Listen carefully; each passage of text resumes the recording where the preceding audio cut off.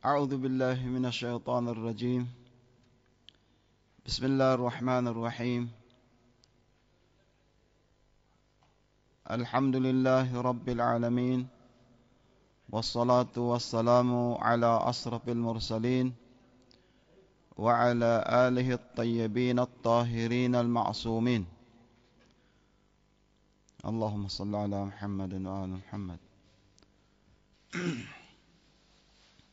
قال الله سبحانه وتعالى في كتابه الكريم في سورة النساء الآية 156. الآية 156.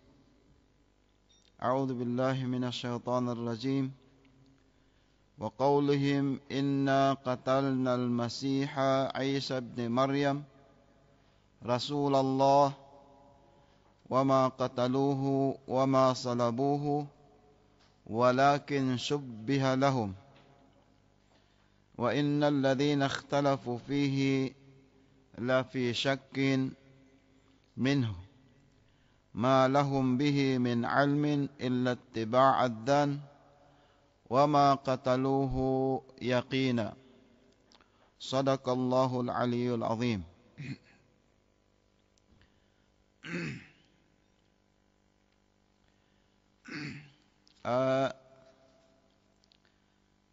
Ang pag-uusapan natin ngayon ay Waalaikumsalam warahmatullah. Ang pag-uusapan natin ngayon ay tungkol sa isang doctrines na pinaniniwalaan ng mga kapatid nating Kristiyano na siyang naging controversial din sa ating lugar, at ito ay tungkol sa pagkapako ng Jesus at pinatay ng mga kawal. Yung paniniwala ng mga kapatid natin na ang Jesus ay naipako sa krus at pinatay nila. Itong mga paniniwala na ganito, mismo ang Quran na nagsabi at kanilang Biblia na yung sinasama nila o pinaniniwalaan nila actually ay dhan, ay haka-haka. Sinabi ng Allah subhanahu wa ta'ala, وَمَا اتِّبَعُوا إِلَّا الظَّنَّ. Ang pinaniniwalaan nila ay galing sa haka-haka na naririnig nila na wala naman, hindi nila na-prove at walang prueba na mismo sila ang nakakakita ng prueba. Ang pag-uusapan natin, gaya ng sinabi ko, ay si Jesus ay naipako sa cross at pinatay at siya ay nabuhay muli. Kung tingnan natin ang Suratun Nisa, gaya ng sinabi ko kanina, sa pangunahing ayat na binasa ko, ay matatagpuan natin sa Suratun Nisa, verse 157. Suratun Nisa 157, na ang sinabi ng Allah subhanahu wa ta'ala,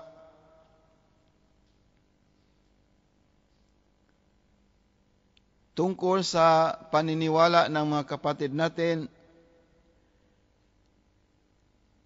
Sabi nila, wa qawlihim inna qatalna al-Masih Isa ibn Maryam. Sabi ng mga naniniwala sa na ang Jesus ay naipako sa cross at pinatay nila, sabi nila ganito, at dahil sa sinabi nila, wa qawlihim inna qatalna, tunay na kami ang pumatay sa Jesus o kaya Hesus Kristo, inna qatalna al-Masiha, katotohanan na kami ang pumatay sa Al-Masih o Jesucristo ay Isa ni Maryam na anak ni Maria. Rasulullah, siya ang sugo ng Diyos na Allah. Pero ano ang sagot ng Diyos? Ano ang sagot ng Allah? Wama qataluhu wama salabuhu. Hindi nila napatay si Jesus Christ. Wama qataluhu, galing sa katala. Hindi nila napatay, sabi ng Allah. Wama salabuhu, at hindi din siya naipako sa cross. Hindi siya napatay at hindi naipako sa cross. Yun ang sinabi ng Allah subhanahu wa ta'ala. Ang sabi nila, pinatay nila ang Diyos, ang Jesucristo, at nabuhay uli. Yun sabi ng Allah ay illadhan, haka-haka lang ang sinabi nila. Walang sino man sa kanila na nakakita na ang Jesus ay nabuhay muli. Walang sino man nakakita sa kanila na nabuhay muli si Jesus.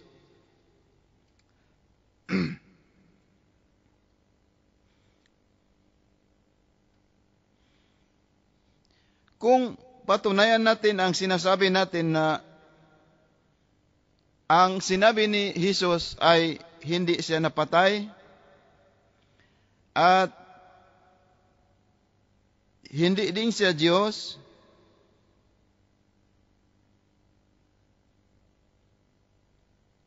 matatagpuan natin yan sa Mateo mismo ang sinabi ni Jesus. Mateo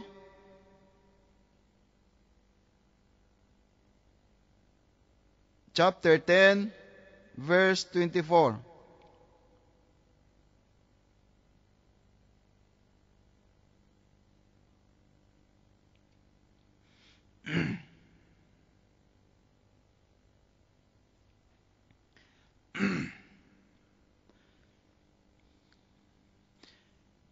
Kasi itong paniniwala nila na namatay ang Jesus at nabuhay muli, nang merong pumunta sa kanila sa libingan ng Jesus the following day, wala silang natagpuan, no? Wala silang natagpuan na laman ng kabaong, o kaya yung pinaglibingan kay Jesus ay wala silang natagpuan doon, walang laman. So, anong ginawa nila? Ipinagpalagay na lang nila na ang Jesus ay nabuhay muli. Yun ang nagiging doctrine, okay, nagiging paniniwala ng karamihan dahil mayroon nakakita at ibinalita sa kanila na namatay ang Jesus, pinatay ng mga kawal ng Roma. So, sabi nila, dapat nandoon ang bangkay o bangkay ng Jesus sa loob ng libingan. Pero nang pinuntahan nila, wala silang natunghayan at wala silang natagpuan, kundi yung pinaglibingan sa kanya, walang laman. So, anong ginawa ng mga disipulo, no? Anong ginawa nila? So, ipinagpalagay nila na ang Jesus ay nabuhay pagkatapos ng kanyang pagkapako. Pero gaya ng sinasabi natin, no, wala silang prueba na ni isa sa kanila nakakita, ayon ay haka-haka lang. At sinabi mismo ni Jesus sa Mateo chapter 10 verse 24 na yan ay alinsunod sa kanyang sinabi. Sabi niya, hindi mataas ang alagad sa kanyang guro, ni hindi mataas ang alila sa kanyang Panginoon.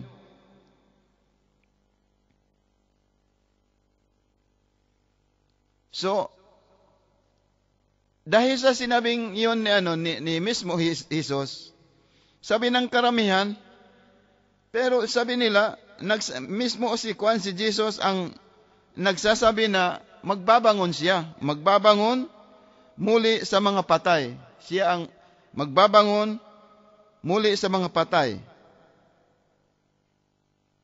Matatagpuan yan sa Lucas 24. Lucas chapter 24 verse 46. Lucas chapter 24 verse 46. Na sinabi nila, mismo si Jesus daw ang nagsabi na siya ay magbabangon muli. Verse 46. Ang sabi daw ni Jesus ganito sa Lucas. At sinabi niya sa kanila, sinabi ni Jesus sa mga followers, ganyan ang pagkasulat na kinakailangang maghirap ang Kristo. Ibig sabihin, namatay ang Kristo at naipako at namatay, nailibing. Pero magbabangon siyang muli. Mabubuhay siyang muli.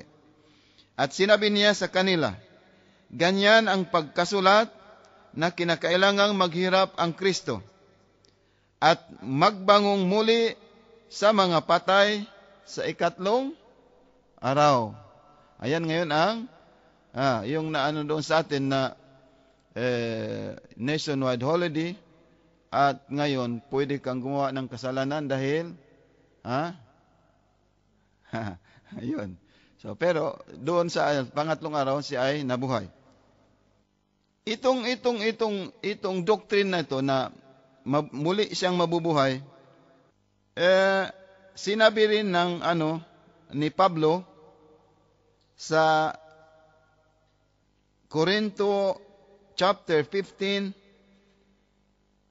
verse 31 na kung saan sinabi rin doon na ang Kristo ay dapat magtiis at makaranas ng sari-saring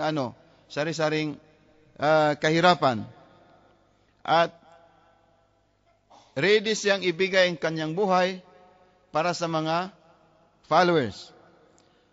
Sabi dito sa Corinto 15, chapter 15, verse 31, sabi ni Pablo, ipinahayag ko alang-alang sa ikaluwalhati ninyo. Ipinapahayag ko alang-alang sa ikakaligaya ninyo. Ano yun?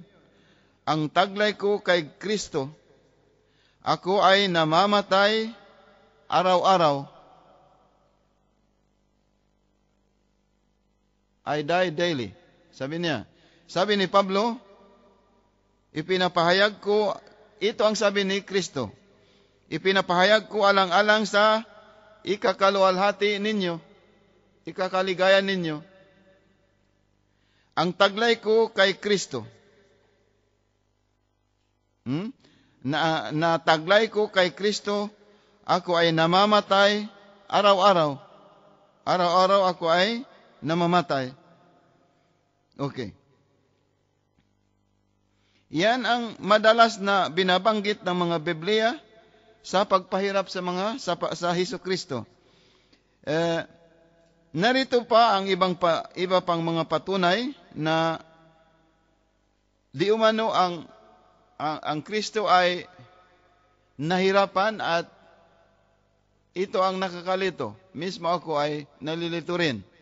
Kasi kung sabi niya, handa siyang ipagsakripisyo ang kanyang katawan, ang kanyang sarili para sa ikakaluwalhati ninyo ng mga tao. Dito sa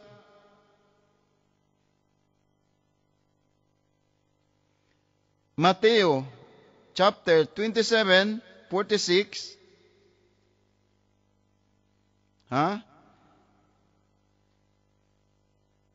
Dito sa Mateo chapter 27, 46, verse 46.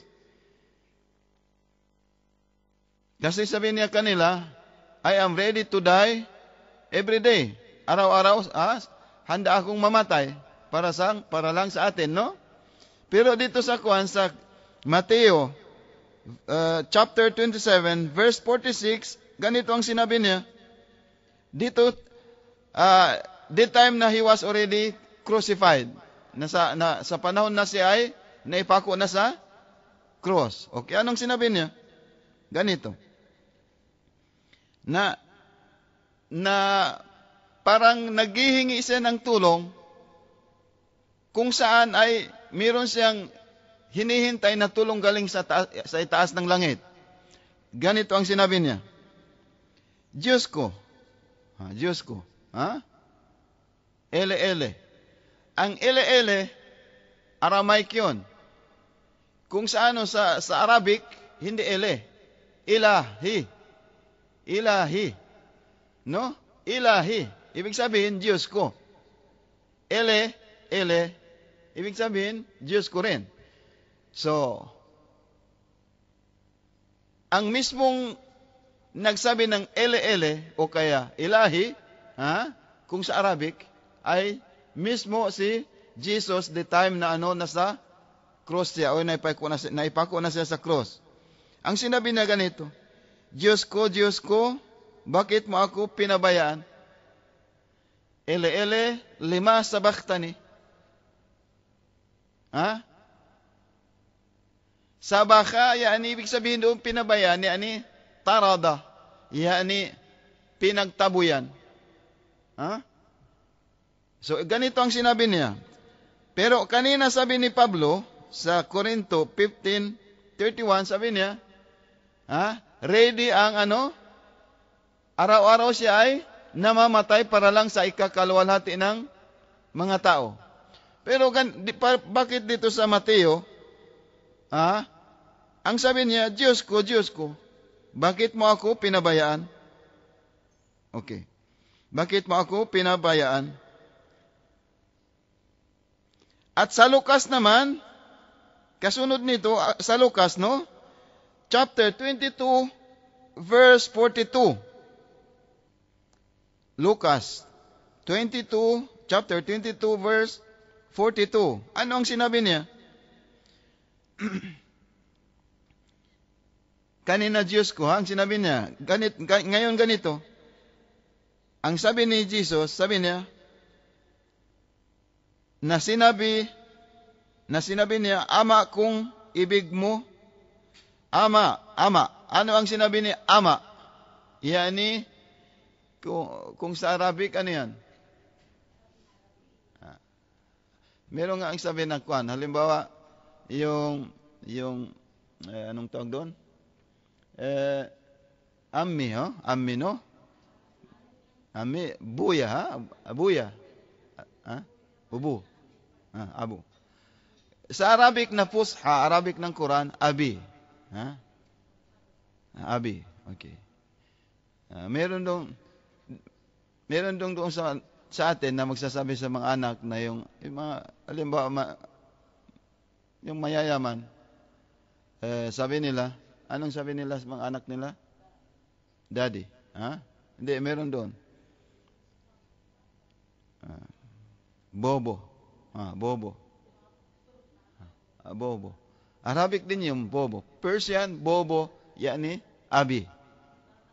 Baba. Baba dito? Sa Kuwait, baba.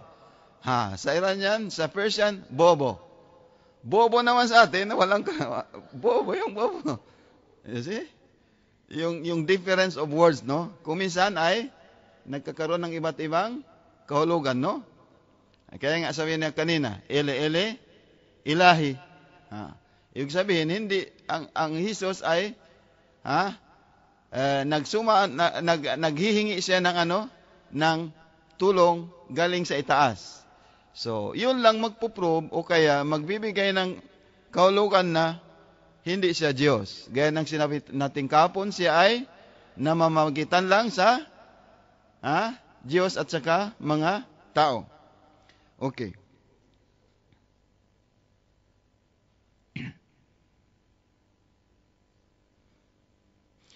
Ganito ang sabi niya, Ama, kung ibig mo, idha turid, Ama, kung ibig mo, ilayo mo sa akin ang sarong ito.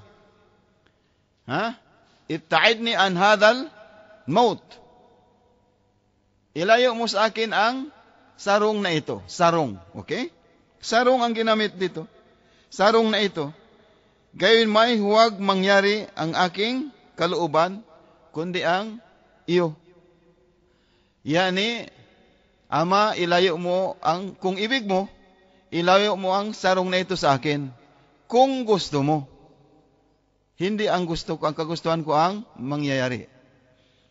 Yani, ibig sabihin doon, hindi siya nagkuman, na yung sarong na yun, actually, yung sarong ng kamatayan.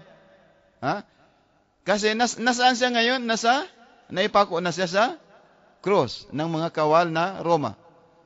Itong mga Roman, doon sa atin, no? Galing sa Italian, di ba? Rome. Sila mismo ang pumatay sa Jesus. Sabi nila, nahnu inna qatalna al-Masih Isa ibn Maryam. Sabi nila, kami ang pumatay sa Misaya na anak ni Maryam, Isa ibn Maryam. Pero sinagot sila kaagad ng Diyos, hindi. Wama qataluhu, hindi sila ang pumatay sa kay Jesus. Wama salabuhu, at hindi din naipako sa sa cross. Walakin subbiha lahum.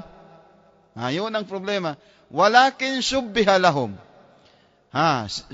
Subalit sabi niya, nagpadala siya ng isang tao na kahambing ni Jesus. Subbiha lahum. Gaya rin nangyari sa Nabiullah Ismail. Pero yung nangyari sa Nabiullah Ismail, hindi naman tao ang nasumbali kharuf, kibas, kambing, kung sa tausog, kambing. Itong kay Jesus, hindi. Subbiha lahum, ibig sabihin doon, mayroong isang tao na pinadala ng Allah subhanahu wa ta'ala, kahambing ni Jesus. Bakit? Sabi ng Allah subhanahu wa ta'ala sa suratul Ali Imran, makikita mo yan doon. Sa surah Ali Imran, ayat 54, sabi ng Allah, Inni mutawaffika. Inni mutawaffika. Kami, sabi ng Allah, kami ang dapat papatay sa iyo, hindi sila. Mutawaffika wa rafi'uka. At kami rin ang magdadala sa iyo sa taas ng langit. So hindi ka pinatay nila at hindi ka rin naipako, pero nagpadala kami ng isang tao, subbiha lahum, na akala nila yun na ang Jesus Christ. So, yung sarong na sinasabi ni Jesus ay sarong yun ng kamatayan. Dahil ang pinalangin ng Jesus, Eli lima sabachthani, ibig sabihin nun, Ya Allah, huwag mo akong pabayaan, huwag mo akong patayin dito sa krus. So hindi totoo yun na sabihin niya, I am ready to die every day. Araw-araw gusto ko nang mamatay para lang for your salvation. Baka bukas matapik natin ang bukas itapik natin ang papaano ang yung doctrine of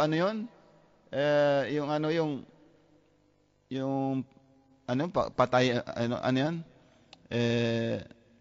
halimbawa for the sake of pwede kang magpapatay o kaya magtaubat o kaya magrepent. Paano kung magrepent sa doctrine ng Biblia at saka sa doctrine ng Quran, inshallah tatalakayin natin yon at tingnan natin kung ano talaga ang mission ng Prophet Jesus Christ. Inshallah, yun ang last natin topic bukas.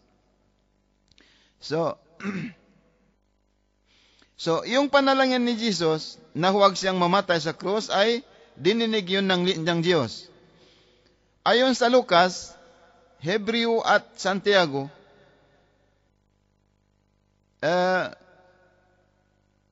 sinabi dito kung paano siyang namatay sa krus. Paano siyang namatay sa krus. Yung sa Lucas 24 verse 43, sa Lucas 24 verse 43, sabi dito, kung paano nagpakita, yung paano yung pinatay ang Jesus sa cross, no? Sabi dito, sabi niya, at napakita sa kanya ang isang anghel na mula sa langit, na nagpalakas sa kanya, at ito ay nangangahulugan na tiniyak sa kanya ng isang anghel na hindi siya pababayaan ng Diyos. Wa alaikumussalam wa rahmatullah. Itong sa Lucas, sinabi dito na sa panahon na nagpakita ang isang anghel sa kanya, tiniyak ng anghel na hindi siya pababayaan ng Diyos at hindi siya papatayin sa cross. Sa Hebreo chapter 5 verse 7, na siya sa mga araw ng kanyang laman ay naghandog ng mga panalangin, at ang mga daing na sumisigaw ng malakas at lumuluha doon sa may kapangyarihan, makapagligtas sa kanya sa kamatayan. At siya ay dininig dahil sa kanyang banal na takot. Ano ang sinasabi dito? Yung daing niya kanila na lima sabaktani. Ha? Diyos ko, huwag mo akong pabayaan sa katayuan kong ito. At sinabi din niya na ama, kung huwag mo akong pabayaan, ilayo mo ako sa isang sarong na ito, no?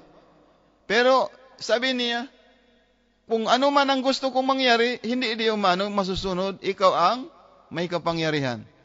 So ang lahat parang ibinibigay niya sa kagustuhan ng Diyos na tinawag na kanina, lima sabaktani. So dito sa Hebreo, sinabi na dininig yun ng Diyos ang panalangin niya dahil sa kanyang banal na takot. Khaifan mutarakab, na natakot talaga siyang mamatay doon sa cross na yon.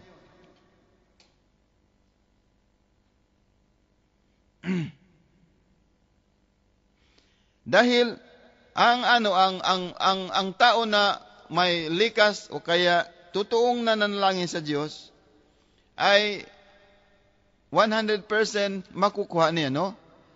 Kaya nga sabi ng Diyos, ud'uni, ano yon? Astajib lakum. Idha da'ani, kung tawagan ninyo ako, ujib. Sabi ng Diyos, ud'uni, maghingi kayo sa akin ng yung totoong talaga na galing sa inyong niloloob. Ujibu. Sabi niya, ujib. Ibig sabihin ng ujib ay I will answer you. So, yung panalangin ni Jesus, dahil luhaan talaga siya sa kasi nakikita na niya na ang kamatayan niya ay nalalapit na. So yun, naghingi siya sa Diyos, sa kanyang ama, na ay ilayo siya sa sarong ng kamatayan. So, mayroong kasalungatan ang riwayat o kaya verse na sinasabi ng Biblia. So dito sa Mateo chapter 7 verse 7 up to 10, sinabi dito mismo ni Jesus na kung maghingi ka ng ng dua o kaya ano man ang gusto mo sa Diyos, at yung panalangin na yun ay tuwid, ano ang gagawin ng Allah subhanahu wa ta'ala ay tatanggapin niya. Anong sinabi ni Jesus? Sabi niya, magsihingi kayo. Magsihingi kayo at kayo'y bibigyan. Magsihanap kayo at kayo'y makatagpo. Nasabi din natin noon na, Ya Allah, bigyan mo ako ng malaking sahod, pero hindi ka naman nagsisikap. Tamad. So, kung minsan pinapauwi ng amo, dahil sa, na ko tuloy, yung may nag-apply doon sa kuan sa Zamboanga. Sabi niya, katuan, total marami ka namang connection sa kuan, either sa Kuwait ba or sa Saudi. Sabi niya, gusto ko mag-apply sa kuan na magtrabaho doon. Sabi ko, okay. Nakatagpo ako ngayon ng employer sa Bahrain. Tinanggap, 3 ata ang kukunin. Pinadala ko ng yung passport. Pero sa huli, anong sinabi niya? Sabi niya, katuan, hindi pa mabigat ang trabaho? Ayan. Paano naman, alam mo yun, magtatrabaho ka sa bahay, ha? At dapat magsikap ka kasi hindi yun basta-basta bibigay sa iyo So hindi din natuloy. Natakot din ako baka, pauwiin siya ako ang sasagot ng So yun. So, yung tao na iwan ko kung ano ang gusto ng mga tao, gusto nilang makapagtrabaho, gusto nilang bubuti ang kanilang buhay, pero tamad naman.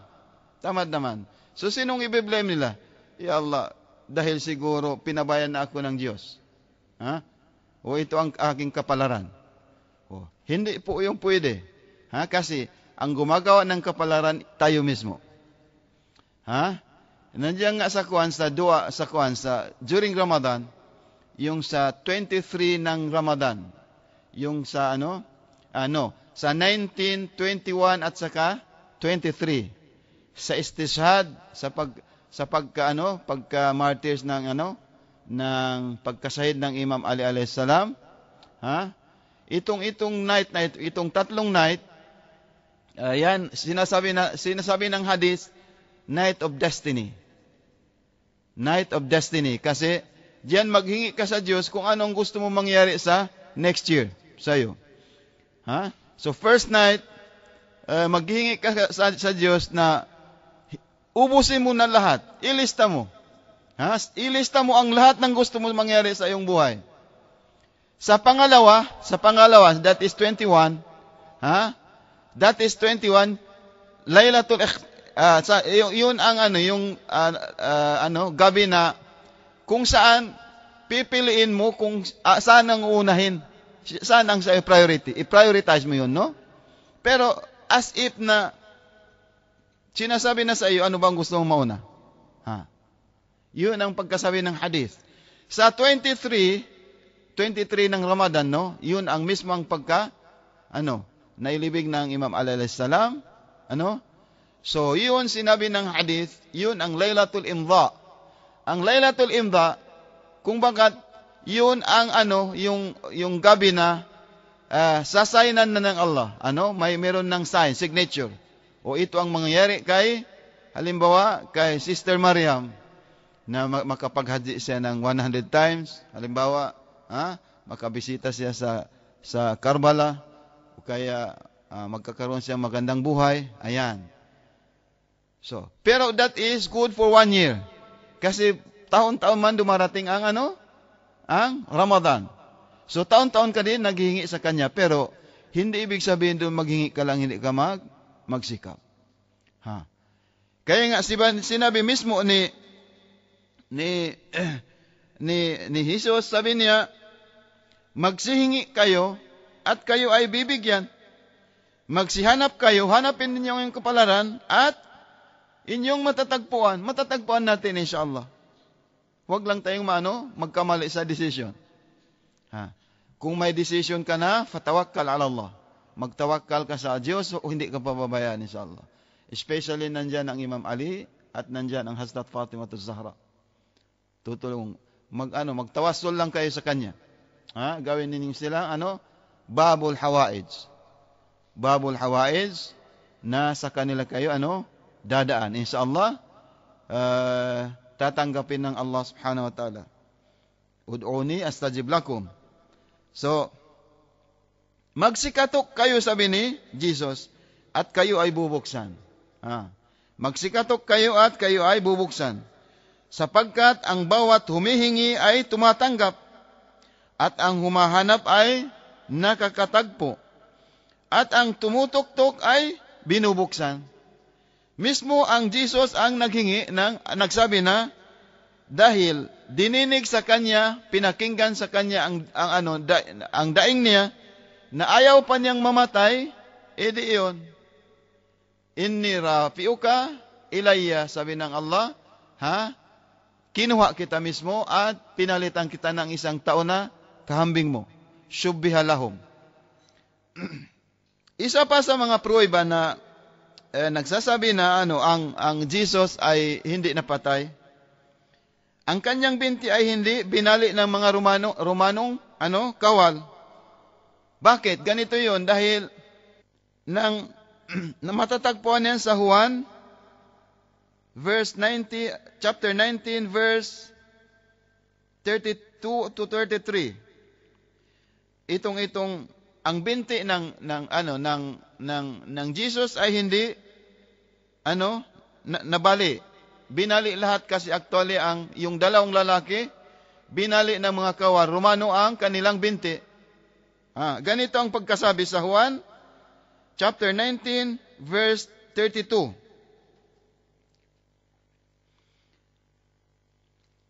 Naparoon nga ang mga kawal at binali ang mga binti ng dalawang ipinakong kasabay ni Jesus. Tatlo man sila, tatlo ang ipinako sa cross. Yung dalawang ipinako, binali ng mga kawal ang kanilang binti. Ngunit pagdating nila kay Jesus at makitang patay na siya, hindi na nila binali ang kanyang binti.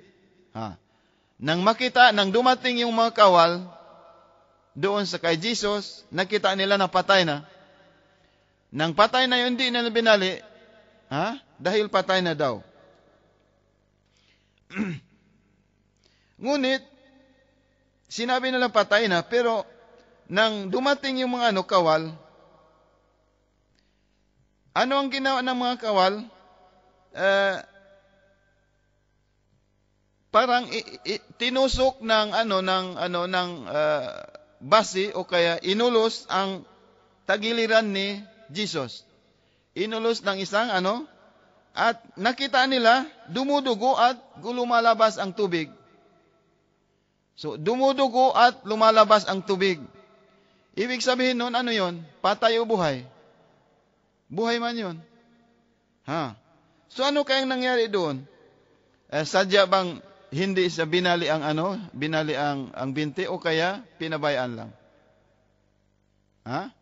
O kaya gusto talaga na maka-escape ng Dito sa Mateo chapter 2 chapter 12 verse 40, sinasabi dito na nagbigay ng dahilan kasi merong pumunta doon sa libingan ni Jesus. Hindi naman nila natagpuan ang bangkay, ang katawan na Jesus, at sa kinaumagahan nakita nila na mayroong nakatayo doon na parang katulad ni Jesus Christ, at yung niya, yung mukha niya kapareho talaga ni Jesus Christ. Dito may dahilan kung bakit na ang taong halimbawa kahit na ilibing na, kung minsan hindi siya namamatay, kung buhay siya inilibing, kung minsan hindi siya namamatay hanggat sa 3 araw. Kung saan nabasa niyo yung yung naipasok si Jonas o kaya yun sa Arabic, si Yunus, Yunus na inano siya ng whale, balyenas, ilang araw siya sa loob ng tiyan. Matagal yon. Pero Oh. Pero namatay siya o hindi? Hindi rin namatay. So dito sa Matthew 12, chapter 12 verse 40, sinabi ng ni Jesus na kahit ang tao na nailibing na, kung minsan kung hindi pa siya namamatay, kaya nga dito sa atin yung pagkapatay ng tao, huwag mong ilibing kaagad. Nangyari yan sa Sulu na hinukay uli. Pag kita ng buhay yon. Isa sa mga ninuno namin. Buhay. Kasi doon sa one of the yung practices ng natin, kung mayroon namamatay, mayroong binibigyan ng pera para mag-guard doon sa kumul at magsisindi ng ilaw. Up to 7 days yon. Naririnig na may kumakatok sa loob ng kuwan. Sa loob ng ng kabaong. Kasi ganito man yan, halimbawa kubol, kubol. Mayroong yan parang silid, ginagawang silid, at doon yan inilalagay ang mga yung tao mismo, yung bangkay, Yung kabaong saan yun, sa mga Kristiyano yun, sa taas lang. Pero sa Muslim, parang ganyan, ganyan. Tapos mayroong parang silid doon pinapasok ang mga patay. Tapos naka-facing kiblat yon. Na may man nilalagyan yun ng kuhan ng yung tawag doon, ng plywood o kaya yung digpi, wood. Tinatakpan yon. So silid talaga. Kung matutulog kayo, nasa silid man kayo, madilim yan. Ang sinabi ng Rasul para lalakas ang ating iman, ang sinabi ng Rasul, ipagpalakay mo yun, yung silid na yun na ang kubol natin. Zikrul maut, yun ay nakapagpapalakas ng ating iman. Zikrul maut, hindi ibig sabihin na malapit tayo mamatay, hindi. Yung zikrul maut, nagpapalakas yun ng ating iman at paniniwala sa Diyos. Before ka matulog, after na magbasa ka ng sinabi natin kahapon, ipagpalagay mo yung nasa na yun, yung silid na yun ay isang kubor, yung silid na nasa loob. So, doon sa kumakatok, naririnig nila, nang hinukay, buhay yung nilibing. Kaya nga, kung minsan, huwag ilibing kaagad. Kasi minsan, merong yung sinasabi na, merong sakit na, parang, anong tawag doon? Oo, na wala nang parang patay pero buhay pa rin, buhay pala. Meron akong isang estudyante taga Basilan from Pilas. For more than 3 months siguro. 3 months. Kumatos. Kumatos, 3 months hindi na kumakain. Patay talaga. Pero nandoon naman ang meron siyang breathing. Para wala na talaga. Isang estudyante ko yon. That was 1999. So, sa atin, kung minsan, halimbawa, namatay ngayon, ipagpabukas mo na lang. Kasi kailangan pang tawagin ang mga kaibigan, mga relatives para makaano. Huwag ilibing kaagad gaya ng sinasabi ng ibang anong tawag doon? Ibang grupo na sabi nila pag mamatay na, ilibing mo kaagad kasi wala ka ng huwag mo nang problemahin kasi tapos na siya sa Diyos. Ilibing mo, gawan mo ng sambayangin mo, prayer at ilibing. Wala na. Pabayaan na lang doon hanggang sa Day of Judgment. Hindi na nililinis ang kubor o kaya pinababayaan na lang doon. Kaya kung minsan natatakot ang mga tao na dumaan doon kasi may mga multo daw. Kasi marumi man. Pero dito sa Kuwait, tingnan mo dito sa Kuwait, Dito sa Kuwait, ang makbara, kung makapunta ka doon, makikita mo talaga. Yung makikita mo na isang araw, ikaw ang nasa na yon. Ikaw naman ang bibisitahin ng mga kamag-anak. So, yung pagbisita sa makbara, isang daan yun na magpapaano sa atin sa Day of Judgment. So, tungkol dito sa Jesus, sabi niya sa Mateo chapter 12, verse 40, sapagkat kung paanong si Jonas, no? Yan si Yunus, ay napasatiyan ng isang balyena na 3 araw at 3 gabi, ay gayon ding mapapasailalim ng lupa na 3 araw at 3 gabi ang anak ng tao. Pabayaan mo muna ang bilang ng araw na yon, na hindi rin naman 3 araw at 3 gabi, kundi 1 araw. Yani namatay siya sa Jumaat ba yon? Tapos kinaumagahan ay Good Thursday, Good Friday, no? Tapos Saturday nabuhay na siya, no? Hindi pa, Sunday. Sunday nabuhay siya. So, 1, 2, third day, no? Okay.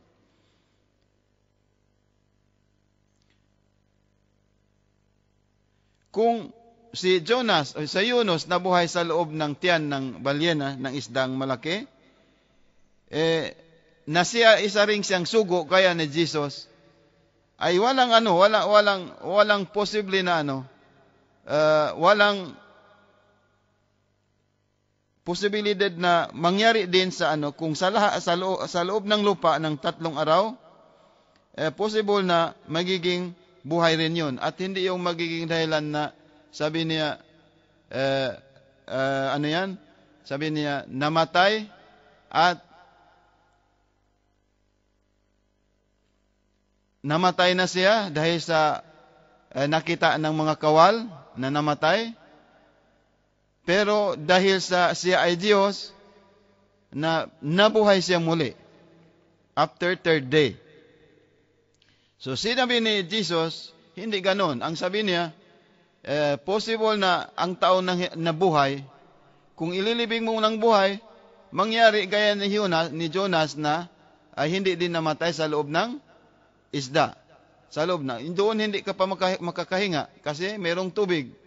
Sa lupa, makakahinga ka talaga kasi merong silid na gaya ng sinabi natin. So, the time na si Jonas na iniluwa ng isda, doon nga, may mga tausog, kahit sa Maguindanao, sabi nila, kung alam mo ang jikir, ang tasbih, kung ano ang binanggit ni, si Yunus, sa loob ng tiyan ng isda, kahit sabi niya sa loob ng sa loob ng dagat, iulog ka sa dagat, at yung ka pa, ililigpit bang yung paa, kung mabanggit mo yun ay hindi ka mamamatay. Merong nga galing sa mga hulo na sa totoo merong nga sa panahon ng mga ninuno natin. Itong MNLF na may yung fighting between government at saka kwan. Merong isang ustads, guro na ibinilata sa amin ng mga kaibigan, from Tawi-Tawi, from Batu-Batu to Bungaw, more or less mga 1 hour yun. So nilagyan ng bato ang yung isang tao at hinulog sa dagat. Hindi yun namatay, hindi. 6 na araw. Nang hinila, buhay pa rin. Iwan ko kung totoo ba yun o hindi, na kung daw, alam natin, siguro ganon din. I-jikir mo lang daw yun, tapos, inshallah, hindi ka mamamatay sa tubig. Pero mayroong hadis na basa ako na yung, subhanallah, ano yun? La ilaha illallah. Yan. Nabasa ako kung ano natin yon, hindi ka malulunod sa tubig. Mayroong hadis na nabasa akong na hindi ka malulunod sa tubig. Kasi yung nasa tubig, no, yung sa ibabaw ng dagat, nakasulat yan, la ilaha illallah. Yung sa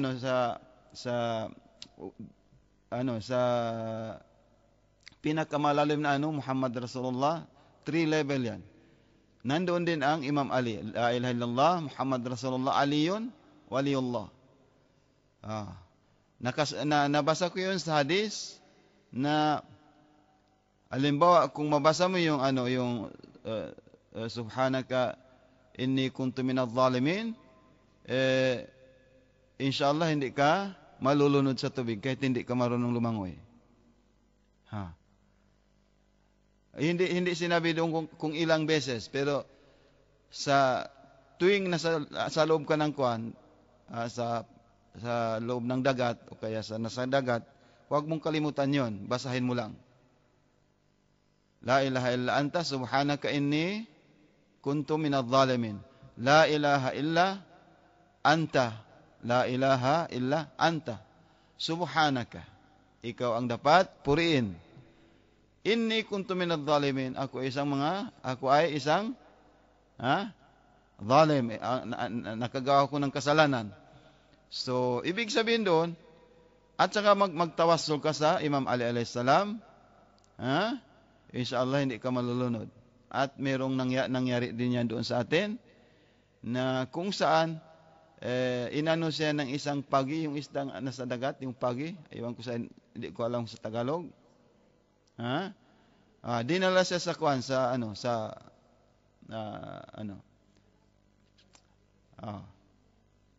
nangyari din yan sa mga kapatid nating Muslim doon sa parte ng Holo-Sulo. Ayan. So, itong nangyari sa Jesus ay sa totoo na hindi siya namatay sa krus at hindi din siya napako sa krus dahil sa sinabi niya mismo na ele lima sabachthani, O Diyos ko, bakit mo ako pinabayaan dito? Ibig sabihin doon, na-force siya na wala na siyang dahilan. Kasi itong mga kawal ng Romano noon ay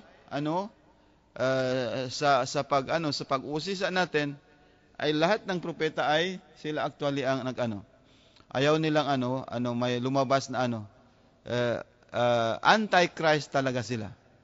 So dahil wala siyang magawa, okay. Nandoon na sa cross, pero hindi siya pinabayaan ng Allah subhanahu wa ta'ala. Kaya nang sinabi niya, magsihingi kayo at kayo ay ibibigyan. So doon naghingi sa ama ko, kung sa palagay mo na ako ay nagkasala, okay. Pero gusto ko, ilayo mo ako dito. Ibta'idni an hadal hal, hadal maut. Kaanaho, hindi niya gustong na mamatay pa siya. So anong ginawa ng Diyos? Dininig ang kanyang panalangin at rufi'a lahu ilayya, inalis doon sa krus na yun at subbihal hum. Instead na pinatay siya, nagpadala ng isang katulad ni Jesus Christ. At yun ay hindi galing sa atin. Sinabi lang natin sa Quran dahil inapprovean ng Quran yung nangyari sa Jesus. Tama nga na magsikap siya, pero hindi dahilan yun na hindi dahilan yun na ipapatay niya ang kanyang sarili. Dahil mismo siya ay hindi niya gustong mamatay sa ganung katayuan. So ngayon si Jesus ay nandyan sa alam ba niyo kung nasaan siya? Pang-apat na heaven. Yung pang-apat na level ng langit. Nandiyan siya ngayon na naghihintay ng amrullah. Naghihintay siya ngayon ng command ng Allah subhanahu wa ta'ala, kung saan lalabas, mag-reappear ang Imam Mahdi, ang third Imam, at siya ay bababa naman. Doon may mangyari kasi sa Day of Judgment, tatanungin siya ng Allah subhanahu wa ta'ala, Ya Isa, mayroon ka bang sinabi sa kanila na ikaw at yung ina ay sasambahin? Sabi ng Jesus, sabi niya, kung ano man ang nasabi ko, Ya Allah, ang lahat ay nalalaman mo. Hindi yung makakaano sa iyo. So wala akong sinabi, pero anong ginawa ng mga tauhan ko? Ginawa nila akong Diyos. At hindi lang yun, gusto na pa nila akong patayin. Pero dahil sa ang lahat ng sugo ng Diyos ay hindi pinapabayaan, ganun din ang nangyari sa Prophet Muhammad sallallahu alaihi wa alihi wasallam. So mga kapatid sa Islam, inshallah yun ang paniniwala, doctrine ng crucifixion na pinaniwala ng ibang grupo na ang Jesus ay pinatay at naipako sa krus. Hindi yun nangyari. Kasi hindi din natin nabanggit ng makita ni Magdalena, no? Sa kinaumagahan na makita niya mayroong isang lalaki doon nakatayo sa hardinero, sa hardin, nakita niya nakatayo, nang lilipitan niya, kamukha talaga ng ni Jesus. Gusto niyang hipuin, pero sabi ni Jesus, huwag mo ako hipuin dahil siguro pumalag siya, dahil siguro sa sakit ng kanyang katawan, dahil naipako siya actually, pero hindi siya napatay doon. Hindi siya napatay sa cross dahil pinalitan yun ng Allah subhanahu wa ta'ala ng ibang kahawig ni Jesus. Walhamdulillahi rabbil alamin, wa sallallahu ala sayyidina wa habibina Muhammad wa alihi at-tahirin. Wassalamu alaikum warahmatullahi